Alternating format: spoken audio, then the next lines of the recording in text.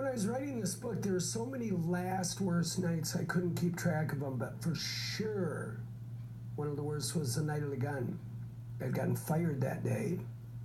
Hit the street, called my friend Donald, did some pills. I didn't really know from pills, so it made me kind of hinky. We went out to this bar called the Caboose, and we got 86'd, which that happened to me more than a few times. Donald, my best friend, was really tired of getting thrown out of bars. When we were leaving, he was yelling at me, "Why are you always getting 86'd out of bars?" And I responded by picking him up and throwing him across the hood of a 75 Ford LTD. Noticing the trend, Donald got in the car and he left me, as he should have. I didn't see it that way at the time. I was livid. I eventually went over to his house and tried to kick my way in. I smashed a window to get at him, and he finally, out of pure frustration or fear, came to the door with a gun. And you tend to remember that your best friend points a gun at you.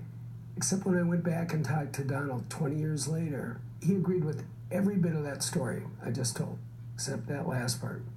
The gun? He said, "I think you had it." You told the cops I had a gun. I think you might have had. Sitting there across from Donald when he said that, I almost fell off my chair. It's like, I had the gun? Bedrock in my story, not a gun guy. I did a lot of terrible things, but it's not the kind of person who walk around with a large caliber handgun.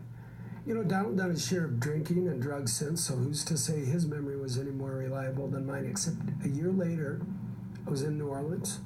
I went to see my friend Chris. Chris remembers that when he moved me out in the middle of the night, he's the one who had to go back inside, and guess what he found?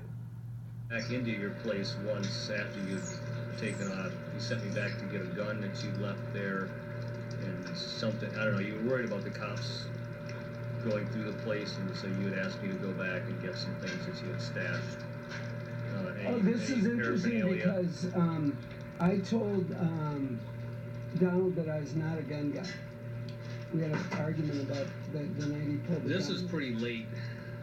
But I had a gun. You had, I believe it was a .38 special, and I don't